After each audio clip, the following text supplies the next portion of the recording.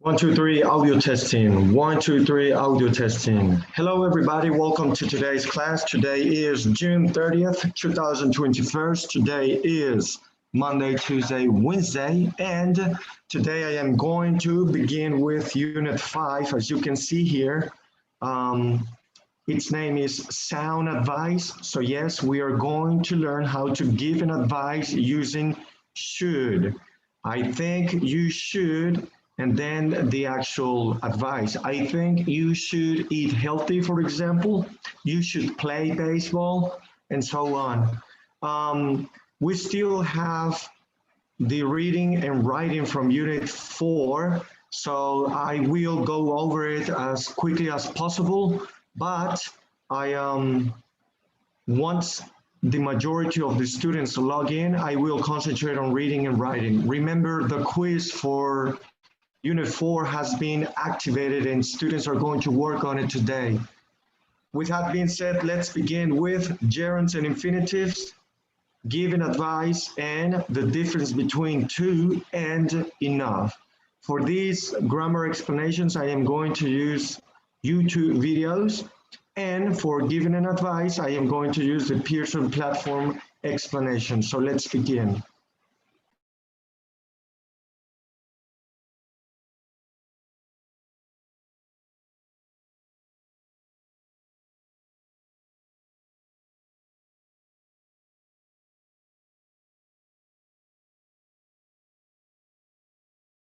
Hi, I enjoy playing tennis.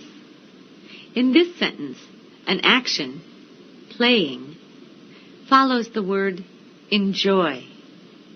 Let's study more sentences like these.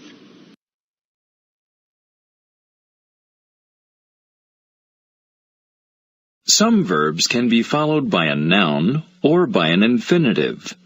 An infinitive is to and the simple form of the verb. Maggie wants a boyfriend. Maggie wants to ask Brian to the dance. Here are some verbs that are followed by an infinitive. Decide. Luis decided to leave early. He didn't like the movie. Forget. Chris often forgets to pay the rent. He often doesn't pay the rent. Learn. Kate learned to speak Italian last summer. Kate can speak Italian now. Need. Sam needs to call me. I have to speak to Sam. Plan. Sam doesn't plan to have children. Right now, Sam doesn't want to have children. Promise. I promise to call you tomorrow. I will call you tomorrow. Want. They want to leave now. They aren't happy here. Would like. I would like to order a salad. Please give me a salad. We make questions with verbs and infinitives like this. Did Chris forget to pay the rent again? Yes, he did. He'll pay it tomorrow. Why do they want to leave right now? They're not having a good time, I guess.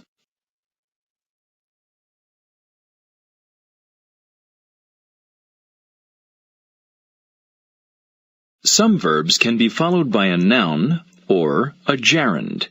A gerund is the simple form of the verb plus ing. Emmy enjoys books. Emmy enjoys reading books.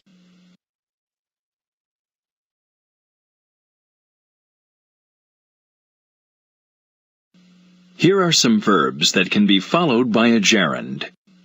Enjoy. Anna enjoys dancing. Anna likes to dance. Feel like. Paul feels like cooking.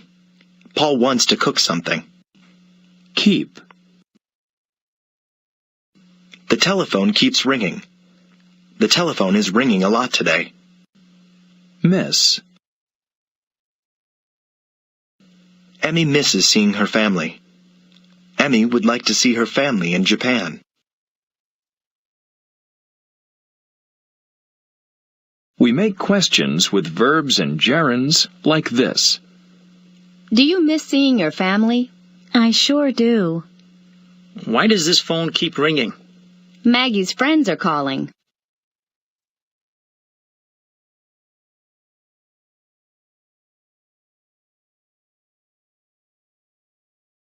Some verbs such as love, hate, like, and prefer can be followed by a noun, an infinitive, or a gerund. Kate loves the beach. Kate loves to go to the beach. Kate loves going to the beach.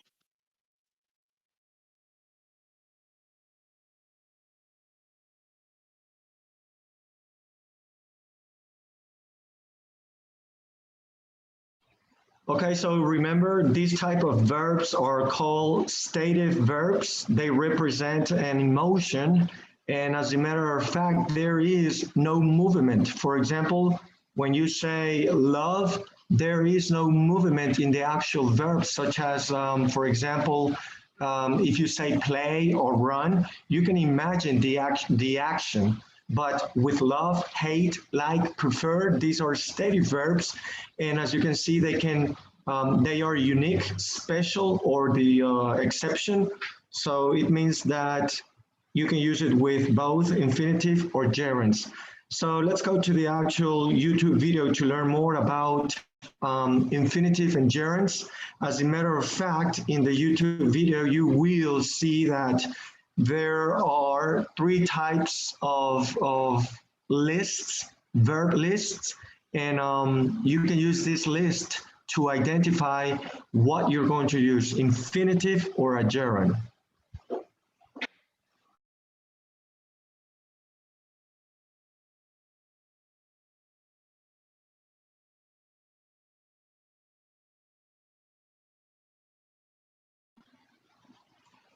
Hello, Mayra Choque. Welcome to today's class. I was just going over the verbal, not the verbal tense, but the grammar explanations for Unit 5.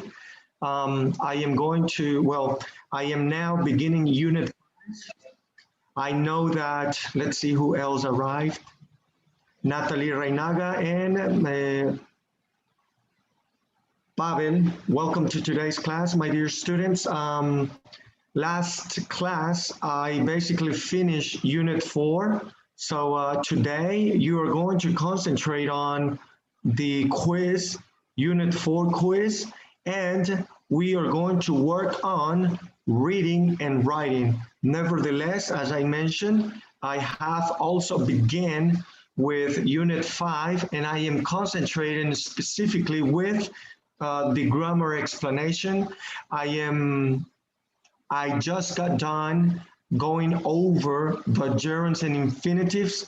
These are, well, here is a YouTube video in which it will explain in thorough detail. So let's watch the YouTube video about gerunds and infinitive.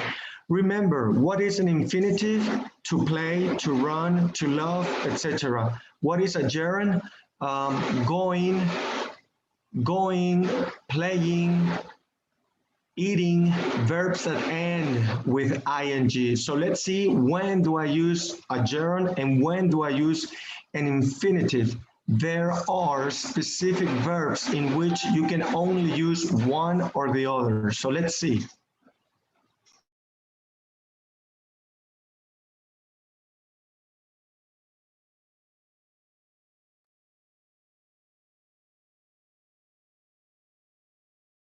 Today we're going to work with gerunds and infinitives. But first, let's review. What is a gerund? A gerund is a verb plus ing. For example, work plus ing, working. Play plus ing, playing. Study plus ing, studying. And what is an infinitive? An infinitive is the word to plus a verb. For example, to plus work to work. To plus play, to play. To plus study, to study. Today we're going to learn 3 different lists of verbs that you have to memorize. Hoy vamos a aprender 3 diferentes listados de verbos que tienes que aprenderte de memoria. The first lists are verbs that can be followed by either a gerund or an infinitive. La primera lista son verbos que pueden ser seguidos ya sea por un gerundio o por un infinitivo. Like, hate, can't stand, start, begin, continue, love. Now let's check a few examples. Like, I like swimming, or I like to swim. Me gusta nadar. Both sentences have the same meaning. Ambas oraciones tienen el mismo significado. In this case, you can use a gerund or an infinitive. Both options are correct. Hate. She hates knitting, or she hates to knit. Ella odia tejer. Both sentences have the same meaning. In this case, you can use a gerund or an infinitive. Both options are correct. Can't stand. We can't stand listening to loud music, or we can't stand to listen to loud music. Both sentences have the same meaning. In this case, you can use a gerund or an infinitive. Both options are correct.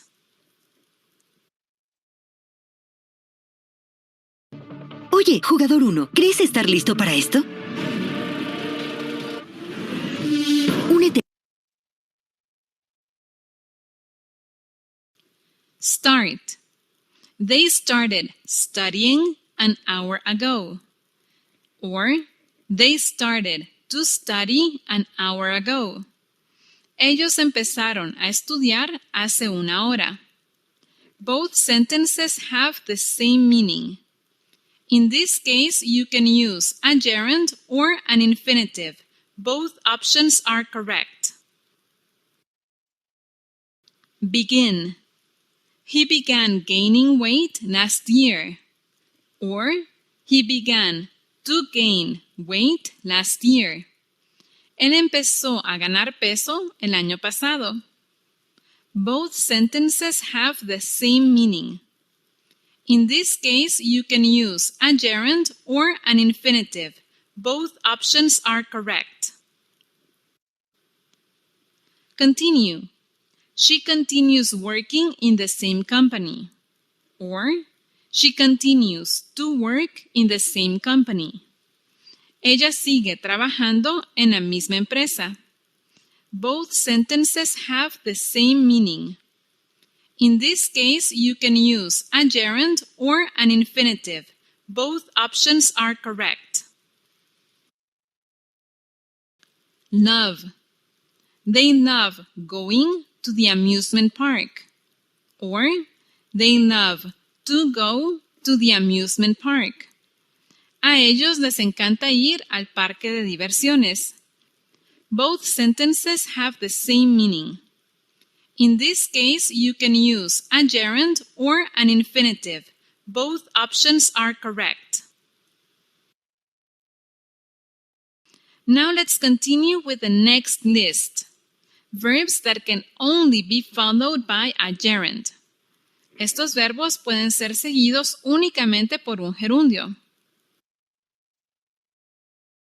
Enjoy, avoid, stop, keep on, practice, consider, think about, quit. Now let's take a look at some examples. Enjoy.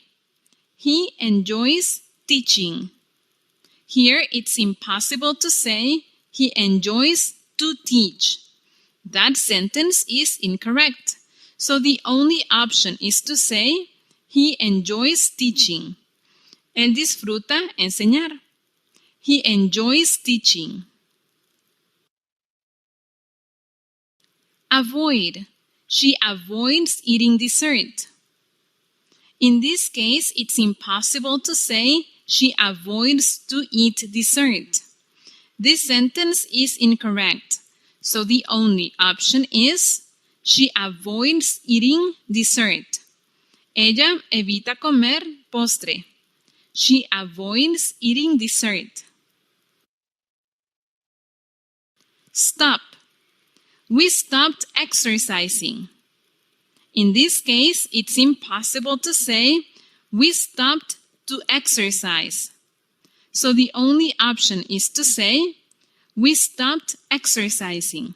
Nosotros dejamos de ejercitarnos. We stopped exercising. Keep on. They kept on complaining. In this case, it's impossible to say they kept on to complain. So the only option is they kept on complaining. Ellos siguieron quejándose. They kept on complaining.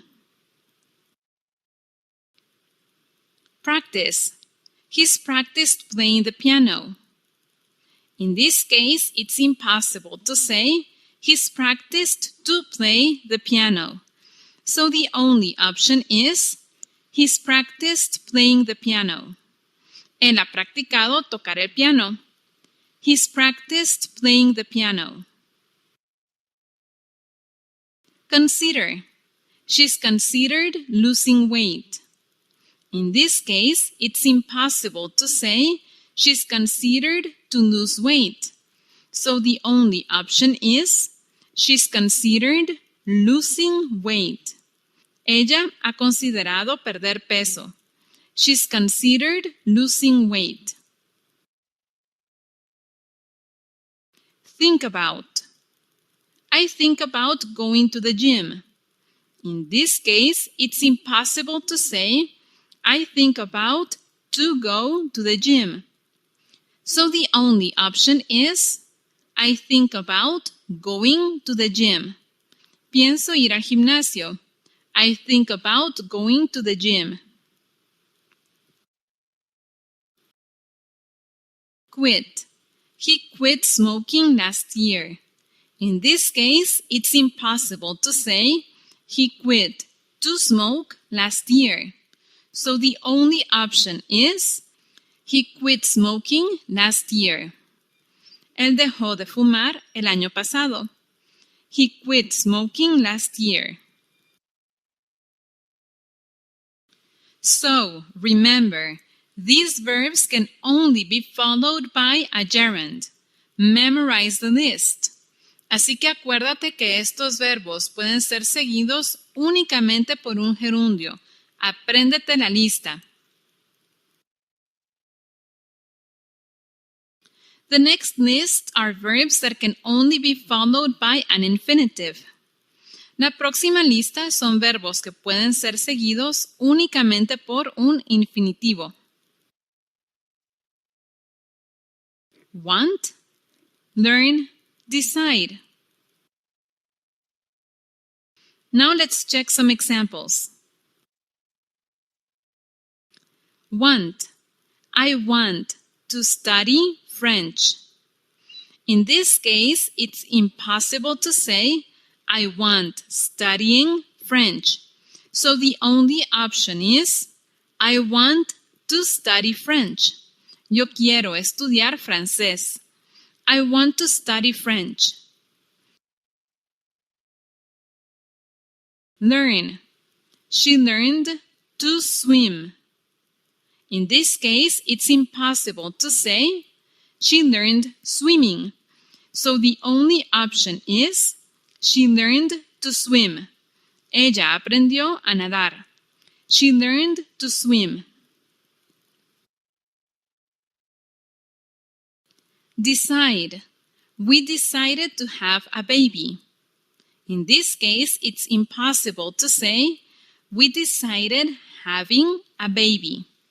So the only option is, we decided to have a baby. Nosotros decidimos tener un bebé. We decided to have a baby.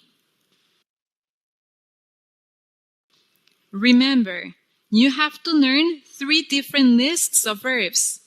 Otherwise, it will be very hard for you to know if you can use a gerund or an infinitive. Acuérdate, tienes que aprenderte 3 diferentes listados de verbos. De lo contrario, te va a ser muy difícil saber si puedes usar un gerundio o un infinitivo. Good luck! Okay, my dear students, so that was the explanation about gerunds and infinitives. So I will share the video and I will share the list. That way you can practice, okay? So having that said, let me activate this unit. Having that said, let's move on to the next grammar tense. Remember, we have to go over all the grammar tenses today. That way, on Friday, I will only concentrate on the videos, reading, writing, and the quiz. And on Monday, which is our last day, we are only going to concentrate on the test. Así que el día de hoy tenemos que avanzar en las explicaciones gramaticales de la última unidad para que así el día viernes tengamos tiempo para concentrarnos solamente en pues, las habilidades que sobrarían, que es la lectura, la escritura y por supuesto el quiz. Y el lunes, que es nuestro último día, Monday, July 5th, we are only going to concentrate on the test, el famoso test que cuenta como 40%. Así que el lunes solamente nos concentramos en ello. Vayamos a la siguiente explicación gramatical. Tiene que ver con dar consejos y para esto vamos a utilizar el famoso should. Should. Recuerdan que en la última clase nos concentramos en ese tipo de sonidos con la S y con la cha, cha. Pero en esta ocasión solamente nos vamos a concentrar en should y otras formas de cómo poder dar un consejo. Así que veamos la explicación directa de Pearson.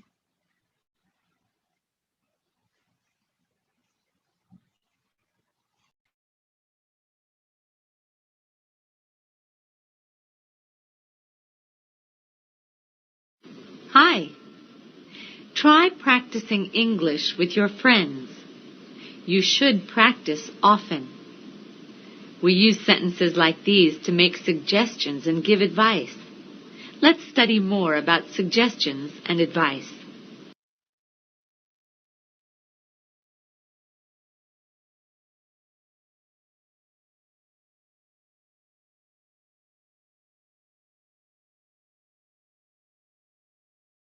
There are many ways we ask for advice and give suggestions. We use should to ask for and give advice. Should is a modal.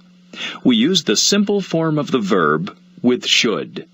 What should I bring to Emmy's party? Maybe flowers or a card? You should practice your English every day. Okay. Should means that something is a good idea. Should not or shouldn't means it is not a good idea. You shouldn't smoke. Okay, so we now know the positive and the negative form of should. That way we can give an advice. Remember, should not transform into shouldn't, shouldn't, shouldn't, shouldn't. Okay, yes, we have to make that sound. Shouldn't, shouldn't.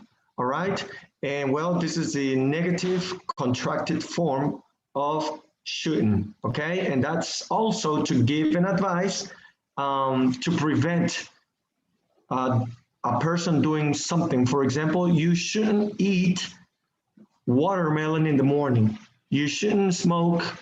You shouldn't drink. You shouldn't study till late. All right, so you got the idea.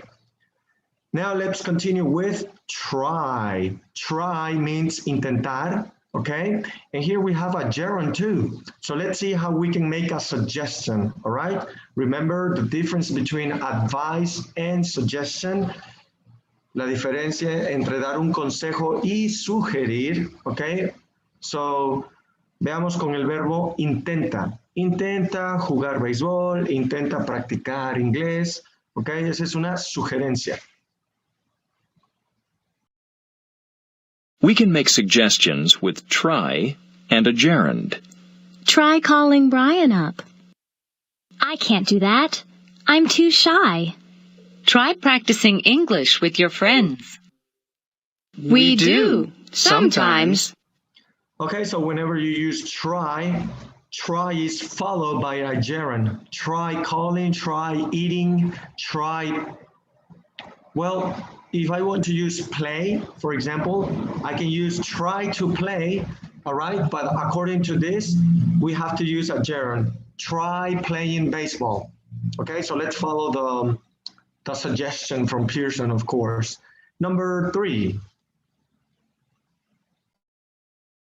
Another way to make suggestions is to say, why don't you, or why don't we, plus the simple form of the verb. Why don't you call Brian up? I can't. Why don't we study together tonight? That's a great idea.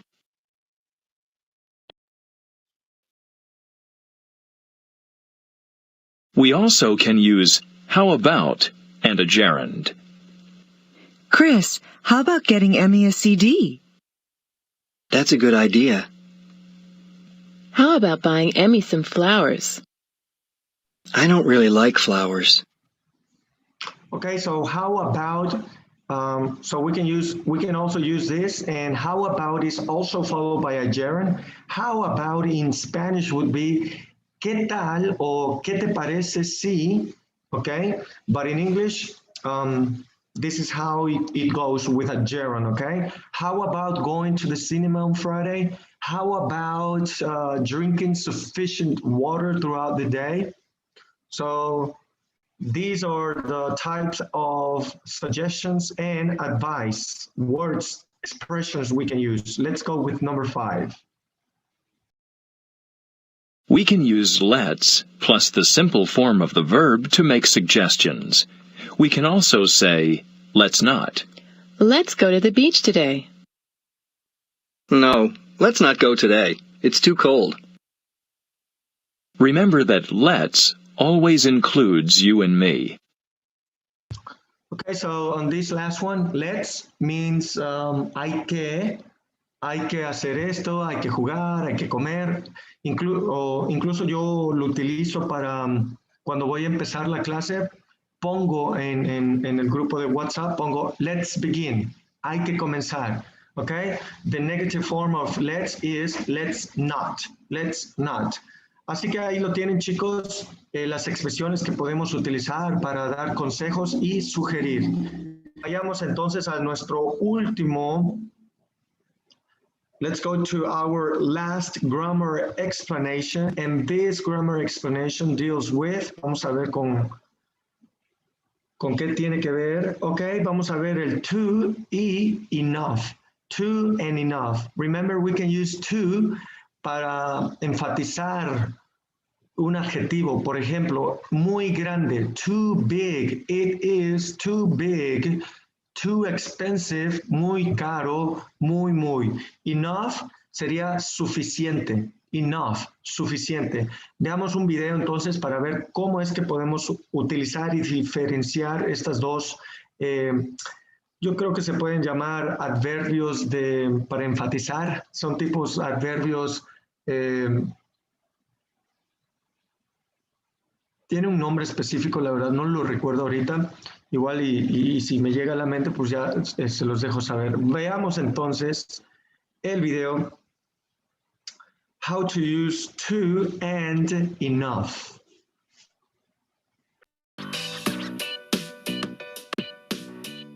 Hello, I'm Emma from English. I'm too hungry to concentrate. You're good enough to start a conversation in English. I haven't got enough time. In this lesson, you'll learn how to use these little useful words correctly in English sentences. To and enough. Both of these words indicate a degree. They give us more information about an adjective or an adverb or a noun. I'm too hungry to concentrate. So here, to means that it is more than what is wanted or what is needed. So it's usually a negative thing.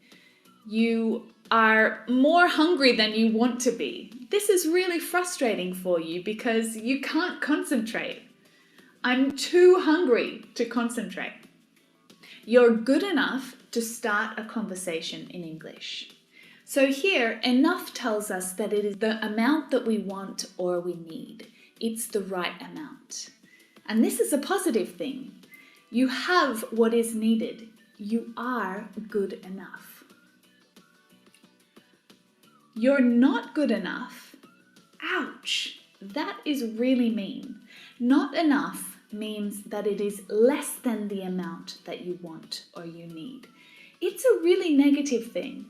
It's a pretty mean thing to say. You're not good enough. So let's look at the structures for each of these words with adjectives and adverbs first. So to comes before an adjective or an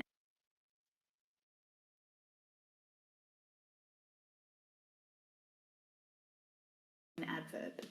He's driving too fast. You're speaking too quickly for me. He's too old to drive. Remember that using to with an adjective or an adverb usually suggests that it's a negative thing. It's more than what is wanted or needed. So it's not correct to say that the movie was too good when you really enjoyed it. It's also not correct to say that your friend is too funny. It sounds really strange to native English speakers because it suggests that it's more than what you want or what you need it to be. Use really or very or so instead. Your friend is so funny. The movie was really good. That sounds better. There are some exceptions to this though, when you're speaking colloquially, especially in Australia where I'm from. Like, for example, if someone asked me, "How are you?" I'd probably say, "Not too bad." This is really common in Australia, and it means good, but that's an exception. Okay, what about enough?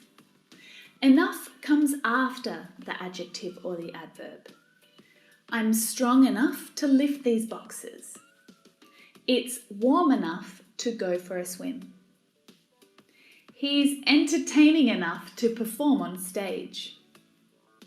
You're here often enough, you might as well live here. Now, what about when enough is used in a negative sentence? Enough comes after the adjective or the adverb, but not comes before. I'm not strong enough to lift those boxes. And this has the same meaning as I'm too weak.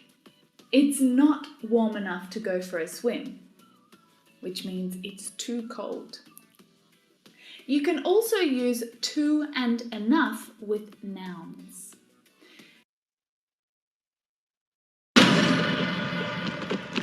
¿Estás en posición? Estoy en ello. ¿A qué esperas? Pensé que... Use to with much or many and a noun. So again, this means that we have more of the noun than we want or we need.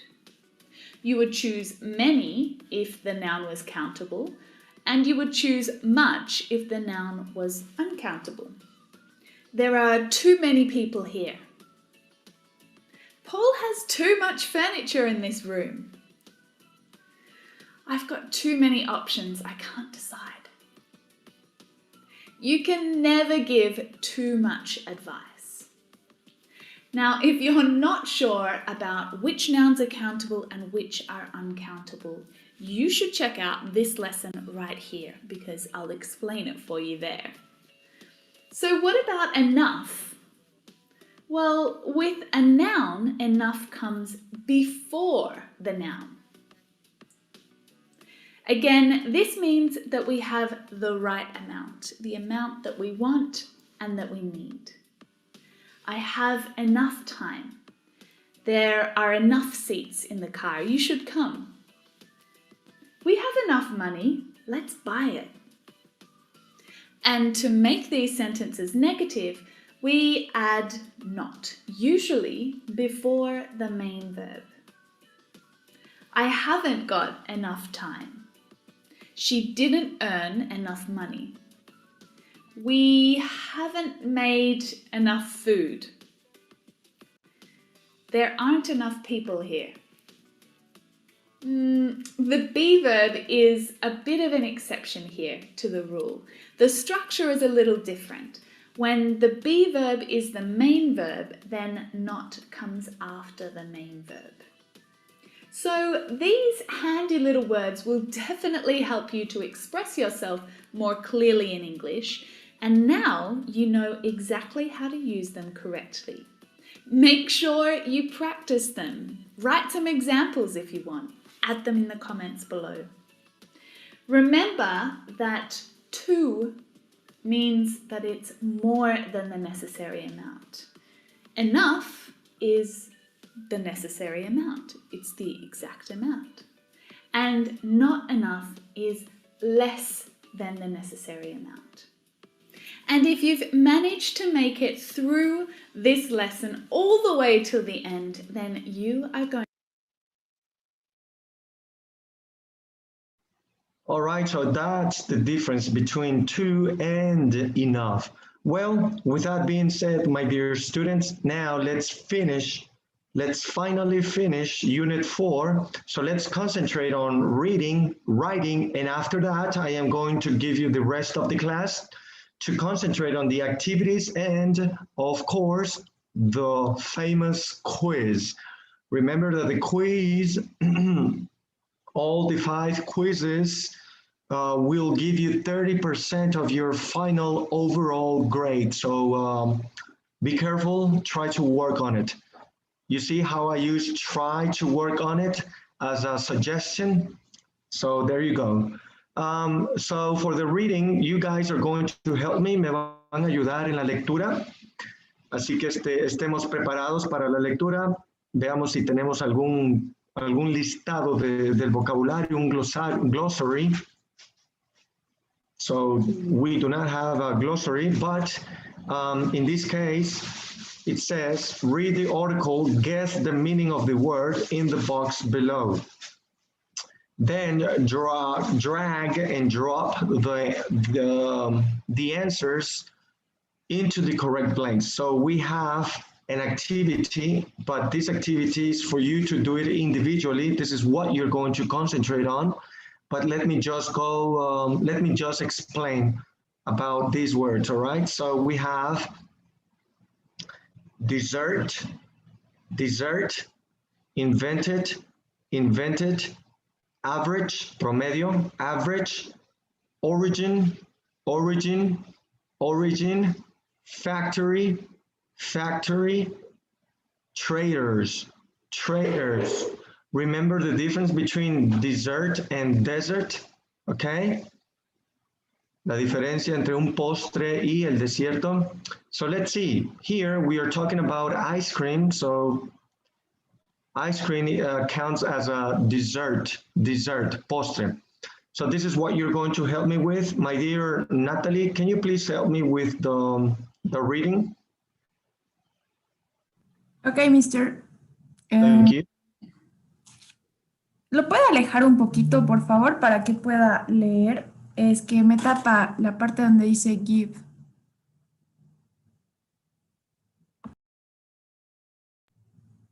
Gracias. The story of ice cream. Do you know the origin of ice cream? It may surprise you. Ice cream has a very interesting story about how do you say? Yes, so this word is with the H, remember H in English is like ha, he, ho, hu, history, and 1,000, 2,000, 3,000, etc. 2,000. 2,000 years ago, the Chinese taught Arab traders how to make a mixture of syrup and snow. The Arabs then showed the Romans how to make the dessert.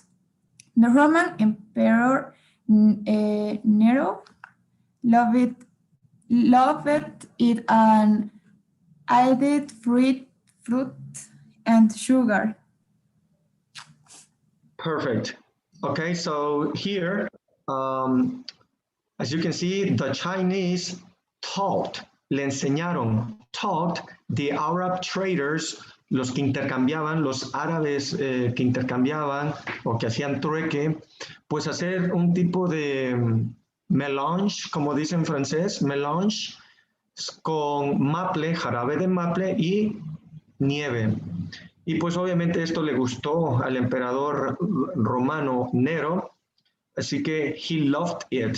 Aquí es la pronunciación loved, con T al final, loved it, and added fruit and sugar. Y bueno, este último le agregó fruta y azúcar. Por favor, lee lo que sigue, Natalie. Okay. In one. Ok, aquí te voy a ayudar. Aquí te voy a ayudar. Tiene una forma, pues una forma, ¿cómo se le puede llamar? No chistosa, pero sí única de cómo decir los números cuando hablamos de la historia. Así que aquí tenemos 15 de a 100 prácticamente, estos son 100, así que en inglés puedes decir 1500, que en español no tiene sentido, ¿verdad? 15 de a 100 no tiene sentido. Acá, para el segundo, lo puedes romper también en dos sílabas, por ejemplo, 1775, y así sucesiva con los que siguen. Pero cuando es un número exacto como acá, puedes decir el número y después terminarlo con cienes, 15 de a cienes. Así que sería 1500. Adelante. Okay, 1500, the Italians shared the idea with the French. They named it sorbet. In 1775, the French added milk to the ice mixture and invented modern ice cream. In the 1776, the first ice cream shop opened in New York City.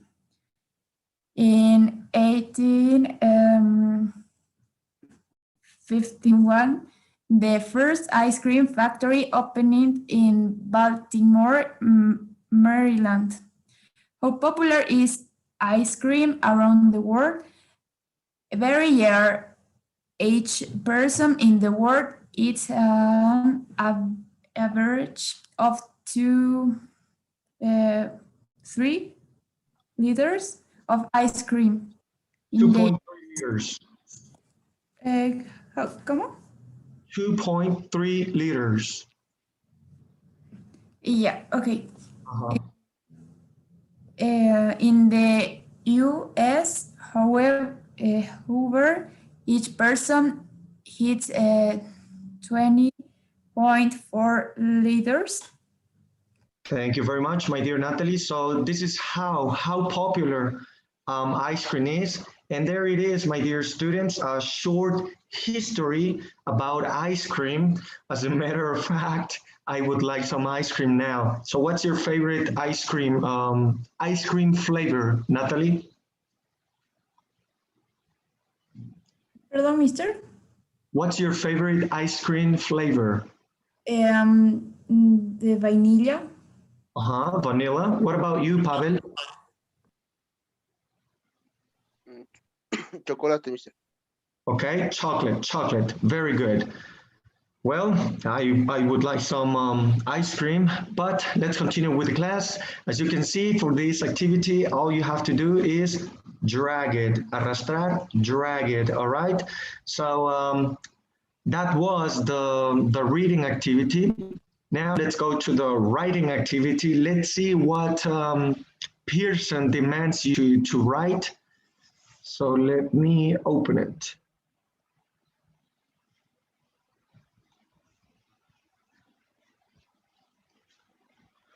Okay, so I believe it is an email which you have to write to your friend according to this. So, my dear Pavel, can you help me with the explanation which is here, please?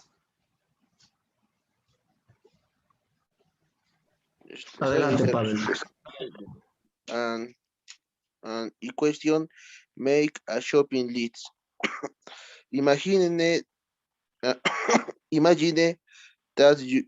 that you and your friend Ron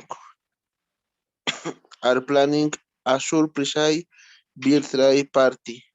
Ron wants to help with the shopping. Read Ron's email. Then write a reply to him. Use the writing model to help you.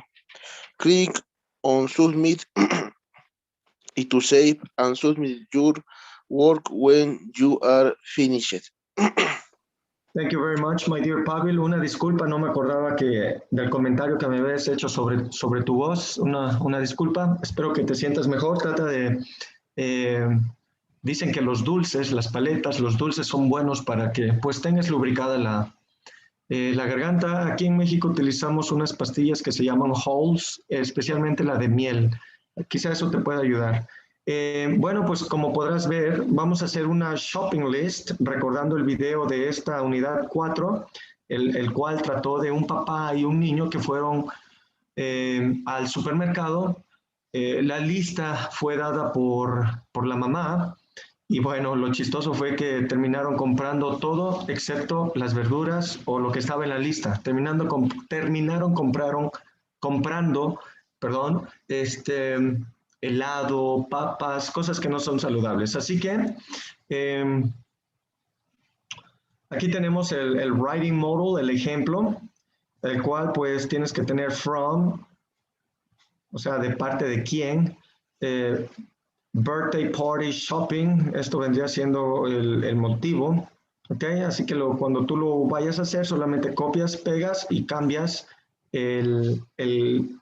pues el correo electrónico. Esto se puede quedar exactamente igual, birthday party shopping. Así que dice, hi, I can help you with the shopping for Clary's party.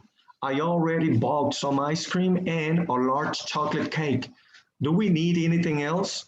Please send me a shopping list. Do you know how many people will be at the party?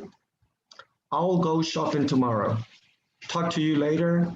Wrong. So here you're going to change it into your name. So this is a short and precise message about a party that's going to be held. It does not say when, okay? But here at the end, it has a really good question. How many people are going to be there? That way, you will eventually know how much to buy, okay? How much ice cream or how much potato chips you have to buy. Okay, so this is actually really easy. So I am sure you're not going to have any issues, problems doing it. All right, my dear students, so as I mentioned in the beginning of the class, we have we have concluded Unit 4. I have activated all the activities for Unit 4, and the due date for Unit 4 and Unit 5 will be on Sunday, July 4th, if I am not mistaken.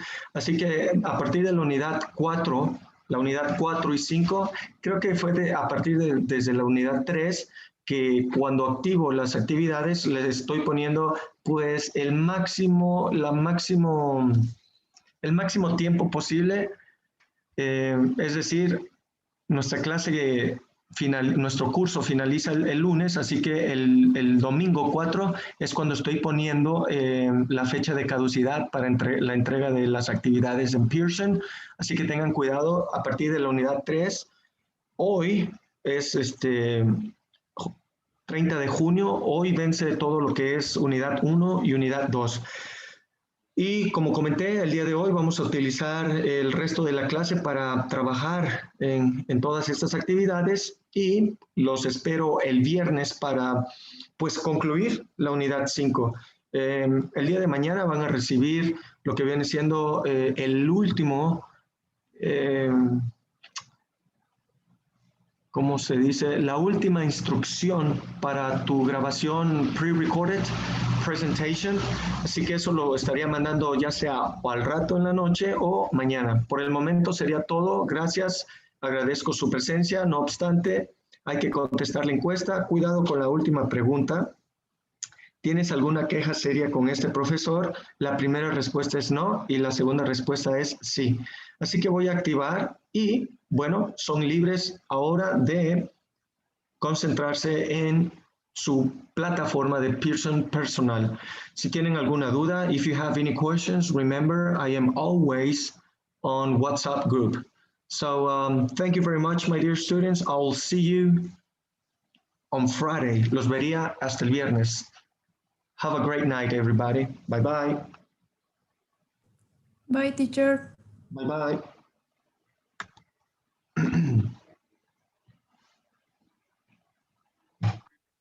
Mister, ¿y le puedo preguntar algo?